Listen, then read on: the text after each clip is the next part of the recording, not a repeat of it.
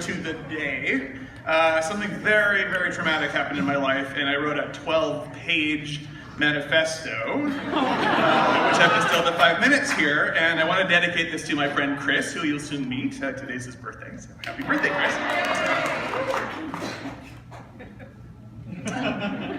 On Saturday, I made a phone call, and I got the message.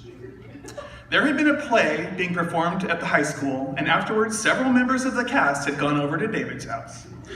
Among the group were my closest friends, Taya, Chris, David, Molly, Ben, Corey, and maybe Ross. Anyway, as I talked on the phone with Chris, he told me that he thought he should tell me that Ben and Corey had brought along marijuana and had gotten everybody stoned.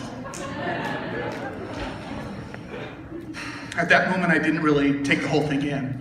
I just had to get off the phone. I began to end the call with Chris on the other end saying things like, "Oh, I probably shouldn't have told you that." To which I mouthed, "No, you shouldn't have." I hung up the phone and went to work. I work for the time at Dairy Queen. I have lots of time to think, and I thought hard. At first, it seemed like I was just putting on an enigmatic facade. But I realized that my anger and concern were genuine. When Brenna, a coworker, asked if I was grumpy, I told her I had a lot on my mind. All my life, I've tried to make a good impression on everyone. I don't want to have the rejection I was so used to in grade school. That's a Windows 95 t-shirt in my senior portrait there. At first I was wacky, bizarre, and nobody liked me. At least none of the kids liked me. Adults were always fond of me. They could see past the dumpy kid wearing clothes from Sears that always looked way better on the kids in the catalog than they did on me. My two real friends lived in separate out-of-town locations. We'd been introduced to the DARE program ever since the 8th grade. We all thought it was very cliche and stupid, and it was. DARE was a waste of time. I mean, I don't mean it in the same way, the same cynical vein I did when I was in the 8th grade, but I mean it fails to accomplish what it's supposed to do, other than providing a means of making fun of it. I knew in 8th grade that there were people who had already made up their minds whether or not to do drugs, and no policeman with any amount of bracelets or stickers could change that.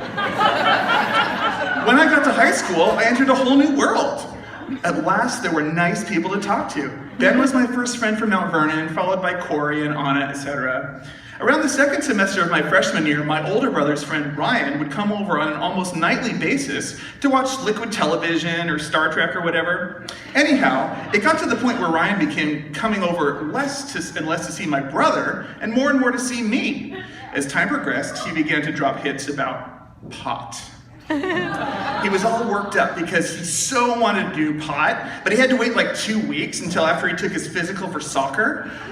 He spent hours telling me marijuana lore about how it was so cool and easy to grow, and he knew all the types and about seeds and how unharmful it was and how long it stayed in a person's bloodstream. Well, the fateful day passed and Ryan became an overnight dope fiend. He totally changed.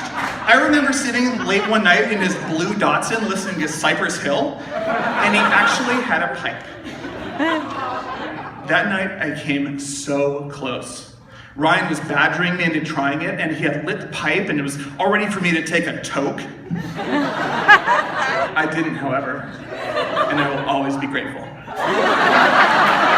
I decided that I would remain drug-free, even if I was agreeing with Ryan in the car. I knew I didn't really want to do pot. Would it be my ticket to cool? Nah. All my friends except Finn smoke pot, and sometimes do even worse things, like cigarettes, alcohol, acid, etc. I often make the generalization that everyone does drugs. Until this weekend, I thought I had turned Chris around. Evidently, I hadn't.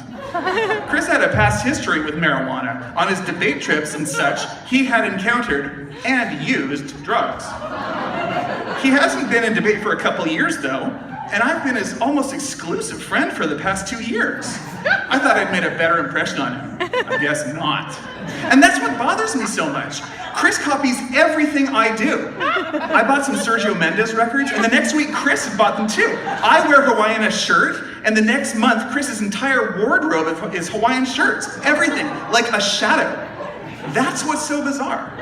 Earlier this year, he and I had given my brother Danny a pep talk about the wages of drugs and their evils, and Chris was just as anti-drug then. We told him that there would be parties and such where there would be drugs and to avoid them like the plague. Chris, of course, agreed, and now I find out that he participated in that drug fest. It makes me sick. Anyhow, I've never actually seen any of my friends partaking, but through word of mouth, I find out. For all I know, they don't use drugs, and someone's just telling me lies, and they'll be sent to hell. Also, drugs are kind of like a crutch, and I don't need any crutches, and neither do they. Drugs are illegal. How could Ben give drugs to Chris? How could Chris have taken the drugs? I am sick of this drug culture that I live in. I hope at college I can hook up with people who are positive and drug-free. It's so hard because there's nobody that I can talk to about this, but I need to tell someone. I want to approach Ben too. I'm not sure how to do it because, well, I've never been mad at Ben for anything. This time though, Ben was stupid. I don't want to be too dramatic though, so maybe I heard you got everybody stoned this weekend. This type of thing, you know. I've been dealing with that for quite a while. What to do? I'm sick of everybody and their drugs. Right now, I just want a new set of friends. Call it senioritis or whatever, but I can just hardly wait for college for all the new contacts. I'll meet a bunch of foreign pals, and they never do drugs. I'm not sure what I'll do with this document. Maybe I'll use it for inspiration, or maybe I'll think it's dumb and throw it out. I guess it all depends on how things go tomorrow. I'm not sure if anyone else will ever get to read this. I'd like someone to see it, I think. I don't want to seem too sissy. We'll see. Tomorrow will be a very different day.